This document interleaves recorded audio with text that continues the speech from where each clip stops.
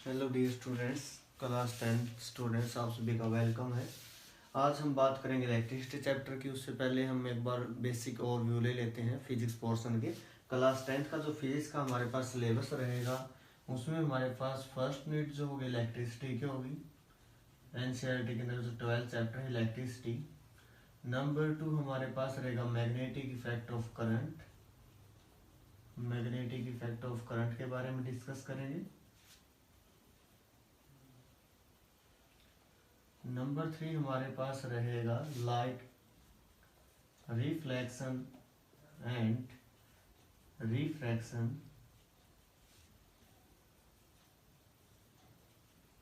Number 4 हम बात करेंगे human I and colourful world. Number 5 हम बात करेंगे सोर्सेज ऑफ एनर्जी। तो ये हमारे पास 5 जो चैप्टर है ये हमारे पास फिजिक्स के अंदर रहेंगे। आज हम इलेक्ट्रिसिटी की बात करते हैं। इलेक्ट्रिसिटी के बारे में बेसिक ओवरव्यू लेते हैं, इसको पढ़ते हैं। फॉर एग्जांपल कोई सर्किट है हमारे पास। फॉर एग्जांपल ये कोई बल्ब है, यहाँ पे कोई सेल हमारे पास कनेक्ट की गई है, यहाँ पे हमारे पास सेल कनेक्ट की गई, यहाँ पे एक की है हमारे पास। इस टाइप से कोई अरेंजमेंट है सिंपल सा। इस सेल के अंदर केमिकल रिएक्शंस होते हैं हमारे पास। की को जैसे ही प्रेस किया जाता है तो यहाँ से मूवमेंट होता है इलेक्ट्रॉन का। इलेक्ट्रॉन जो मूव करते हैं from negative to positive move करते हैं हमारे पास इलेक्ट्रॉन की। अगर किसी मेटेलिक वायर के इंटरनल अगर हम बात करें इस प्रकार से हमारे पास, फॉर एग्जांपल यहाँ से इस प्रकार से हमारे पास कोई अरेंजमेंट है, 2 सेल की बैटरी यहाँ पे यूज की गई है, एमीटर यूज होता है, वोल्टमीटर, उसके बाद हम बाद में करेंगे। तो इलेक्ट्रॉन जो है पॉजिटिव टर्मिनल की तरफ मूव करते हैं और उस टाइम तक हमारे पास डिस्कवरी नहीं हुई थी। तो जो पॉजिटिव चार्ज की जो मूवमेंट होती थी उसी को हमारे पास इलेक्ट्रिक करंट का नाम दिया गया था। करंट की जो डायरेक्शन है और जो इस डायरेक्शन में इलेक्ट्रॉन मूव करते हैं उसको करंट का नाम दिया, उसको बोलते हैं इलेक्ट्रॉनिक करंट। क्लियर? तो इसके बारे में हम बात करें। बल्ब ग्लो करेगा, करंट जो सबसे बेसिक जो बात है वो है इलेक्ट्रिक चार्ज होता है क्या है, कितने टाइप का होता है और किस इसकी प्रॉपर्टीज क्या है, इसके बारे में हम बात करेंगे। किस टाइप से इसको हमारे पास चार्ज जो होता है, मेथड ऑफ चार्जिंग, मेथड क्या क्या है, किस प्रकार से किसी बॉडी को हमारे पास चार्ज किया था, बिल्कुल डिटेल में उसकी हम बात करते हैं। क्लियर? सबसे पहले हम बात करते हैं इलेक्ट्रिक चार्ज। इलेक्ट्रिक चार्ज के बारे में बात करते हैं। इलेक्ट्रिक चार्ज क्या है हमारे पास? It is the intrinsic property of a matter. It is an intrinsic property of a material body, आप बोल सकते हो, of a material body due to which it produces electric and magnetic effect। Electric and magnetic effect, ये इसकी intrinsic property किसी body की जिसकी वजह से हमारे पास इलेक्ट्रिक एंड मैग्नेटिक इफेक्ट ये प्रोड्यूस करता है हमारे पास। क्लियर? कितने टाइप का होता है हमारे पास इलेक्ट्रिक चार्ज? 2 टाइप का होता है बेसिकली।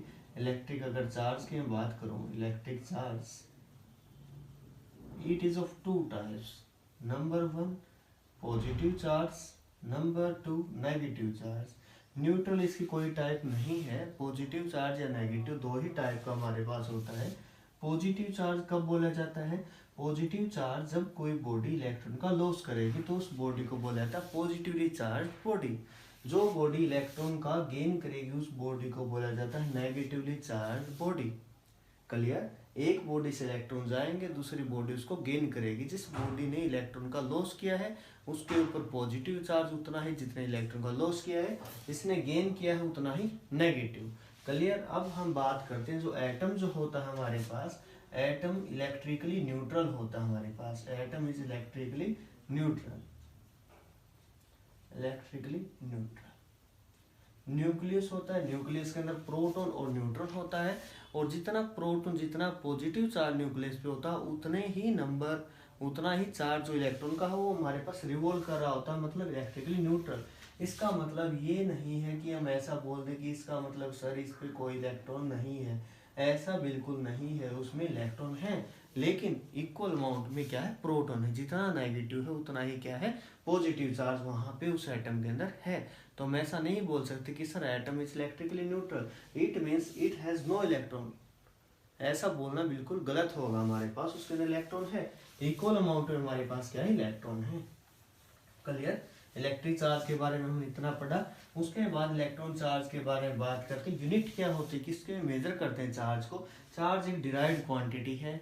मैं यहाँ पे लिख देता हूँ चार्ज के बारे में। चार्ज जो है हमारे पास नंबर 1 डिराइव्ड क्वांटिटी। डिराइव किया जाता है, स्केलर क्वांटिटी है। लाइक चार्ज रिपेल करते हैं, like charges repel each other and unlike charges attract each other, repel each other, unlike charge attract each other। ठीक है, पॉजिटिव नेगेटिव को अट्रैक्ट करेगा, नेगेटिव नेगेटिव को रिपेल करेगा। क्लियर। इस टाइप से हमारे पास होगा। ये हमने यहाँ पे बात की। चार्ज को जो होता है कूलाम में हमारे पास इसकी यूनिट होती है, कूलाम में मेजर करते हैं इसको। स्मॉलेस्ट यूनिट अगर बात की जाए इसकी मिली कूलाम 10⁻³ कूलाम होता है। माइक्रो कूलाम 10⁻⁻6 कूलाम होता है। नैनो कूलाम अगर मैं बात करूं तो नैनो हमारे पास 10⁻⁹ कूलाम होता है। तो इस टाइप से हम मेजर करते हैं। 1 कूलाम जो होता है 3 × 10⁹ स्टेट कूलाम के इक्वल होता है। क्लियर। या फिर इसको बोल सकते हैं 3 × 10⁹ ESU of charge, electrostatic unit of charge. Clear. Scientist थी जिनके नेम पे भी चार्ज यूनिट दी गई। 1 फैराडे जो होता है हमारे पास इम्पोर्टेंट है, वो होता है 9650 अप्रोक्सीमेट, इतना हमारे पास कूलाम के इक्वल होता है। क्लियर। ये तो चार्जेस के बारे में। अब एक कूलाम, इसके रिगार्डिंग जो हमारे पास क्वेश्चंस आते हैं उसके बारे में बात करते हैं। ये हमारे पास चार्जेस का बिल्कुल बेसिक हुआ। अब हम बात करते हैं कि फॉर एग्जाम्पल हम बात करते हैं, क्वेश्चन से पहले मैं एक बार आपको बता दूं, जिस बॉडी से फॉर एग्जांपल ए बॉडी है, बी बॉडी है, तो ए बॉडी से बी बॉडी पे 5 इलेक्ट्रॉन का ट्रांसफर हुआ, तो इस बी बॉडी के ऊपर नेगेटिव चार्ज आएगा और ए बॉडी के ऊपर उतना ही पॉजिटिव। अब होता क्या है, क्या इसका मास वेरी किया, पहले इसका मास था Ma, इसका मास था Mb, तो इन सेम का जो मास था पहले और बाद में क्या वो सेम है या कुछ उसके अंदर चेंज आया है, इसके बारे में बात करते हैं। तो सेम नहीं है, जितने इलेक्ट्रॉन गए साथ में उनका मास भी हमारे पास गया है। तो यहाँ पे इसका जो मास था, पहले जो मास था वो मास हमारे पास क्या होगा, पहले से कम हो जाएगा। क्लियर। इसका मास पहले जितना था उससे कम और इसका मास पहले से ज्यादा हो जाएगा। क्लियर। यहाँ पे जो Mb' जो बाद का मास है वो पहले के मास से ज्यादा हो जाएगा। यहाँ पे हमारे पास क्या होगा, जो पहले जो मास था Ma वो हमारे पास क्या होगा, ज्यादा होगा, जो बाद में होगा आफ्टर डैश बाद के लिए लगाया, ये पहले के लिए, पहले मास ज्यादा था बाद में कम हो गया। हमारे पास कितना मास ट्रांसफर हुआ, कितने नंबर ऑफ इलेक्ट्रॉन ट्रांसफर हुए, और एक इलेक्ट्रॉन का कितने number of electron transfer into में mass of 1 electron. Mass electron का कितना होता है 9.11 × 10⁻31 kg। क्लियर। यहाँ से हम उसको निकाल सकते हैं इसलिए। ठीक है। तो इसके बारे में बात, चार्ज कितना होता है इलेक्ट्रॉन पे -1.6 × 10⁻⁻19 कूलम। क्लियर। चार्ज की एक इंपॉर्टेंट प्रॉपर्टी, तो चार्ज की प्रॉपर्टी जो है हमारे पास कंजर्वेशन ऑफ चार्ज। ठीक है। एडिटिव इन नेचर, चार्ज होता है कंजर्व होता है, conserve in nature. Clear. Number 2 हमारे पास क्या होता है, charge can be additive in nature, पूरी बॉडी पे जितना चार्ज है ऐड करते हैं। यहाँ +5 कूलम, +2 कूलम, +3 कूलम, तो टोटल चार्ज होगा वो ऐड होगा, सम अप होगा हमारे पास। एक इंपॉर्टेंट प्रॉपर्टी आती है जो हमारी बुक में भी है, वो है क्वांटाइजेशन ऑफ चार्ज।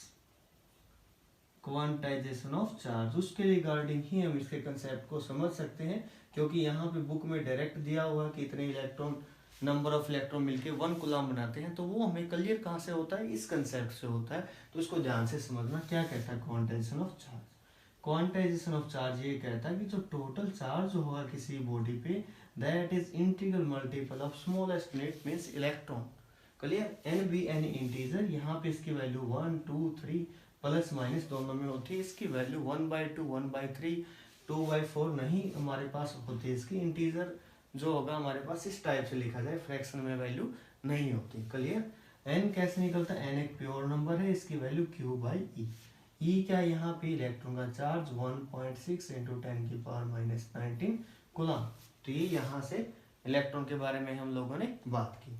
ठीक है, तो यहाँ पे एक अच्छा सा क्वेश्चन मैं लिख रहा हूँ आप सभी के लिए। मैंने आपको बोला how many number of electrons would make 1 coulomb. कितने नंबर ऑफ इलेक्ट्रॉन मिलकर 1 कूलम बनाएंगे।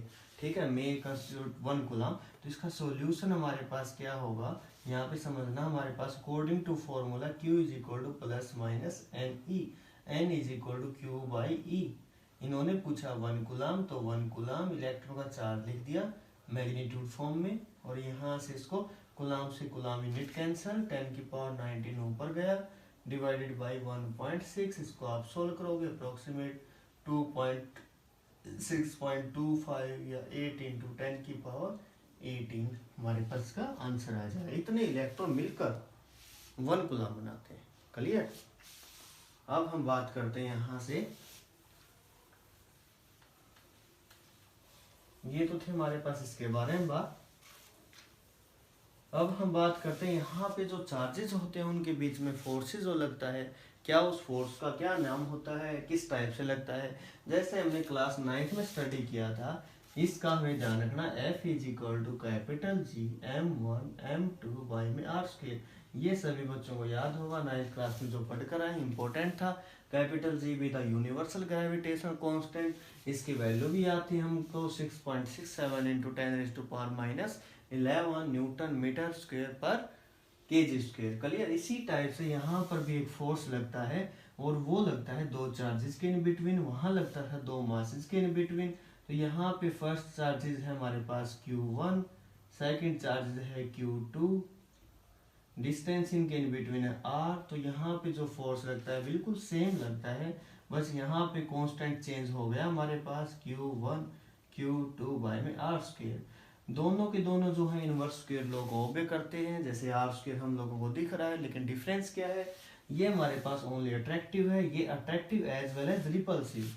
डिपेंड करता है इनके नेचर के ऊपर, दोनों पॉजिटिव है दोनों नेगेटिव है, या एक पॉजिटिव एक नेगेटिव है। ये जो की कांस्टेंट है यूनिवर्सल नहीं, इसकी वैल्यू हमारे पास चेंज होती है प्लेस टू प्लेस। इसकी वैल्यू 9 × 10⁻9 होती है, और वो इक्वल होती है 1/4πε0। एप्सिलॉन नॉट आपको याद हो जाएगा, इसको बोलते हैं absolute permittivity of free space. 1-2 बार आप करोगे तो आपको सारी चीजें लर्न हो जाएंगी। तो हमारे पास फॉर्मूला बना इसका Q1 Q2/r², या फिर 1/4πε0 Q1 Q2/r²। क्लियर। वहाँ जो फोर्सेस था किसी भी 2 बॉडी के बिटवीन, चाहे उसकी स्पेस में बात करें, चाहे वाटर में बात करें, चाहे हम ग्लास में बात करें, वहाँ सेम आता था अगर डिस्टेंस और मासेस सेम है तब। लेकिन यहाँ ऐसा नहीं होगा, यहाँ पे मीडियम के अकॉर्डिंग चेंज होगा, ये मीडियम पे डिपेंड करता है, मीडियम पे डिपेंड करेगा, इसीलिए यहाँ पर चेंज होगा हमारे पास। इसकी वैल्यू पे डिपेंड करेगा कितना फोर्सेस कहाँ पर लगेगा हमारे पास। क्लियर। तो इस टाइप से हम आगे के जो क्वेश्चंस होंगे इसके हम डिस्कस करेंगे। अभी तक के लिए इतना ही करेंगे। Thank you. आप सभी वीडियो देखते रहें। Thank you so much.